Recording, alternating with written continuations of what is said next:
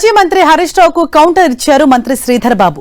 Future సిటీని అడ్డుకునేందుకు BRS కుట్ర చేస్తోందని, ఎక్కడ అభివృద్ధి జరుగుతుంటే అక్కడ అడ్డుపడుతున్నారంటూ విమర్శించారు. ఫ్యూచర్ సిటీని రద్దు చేస్తామంటే ఇన్వెస్టర్లు భయపడతారన్న మంత్రి, బీఆర్ఎస్ నేతలు బ్లాక్ మెయిల్ పాలిటిక్స్ చేస్తున్నారంటూ మండిపడ్డారు. ఎన్నికల్లో ఓడినా బీఆర్ఎస్ నేతలకు బుద్ధి రాలేదని ఫైర్ అయ్యారు.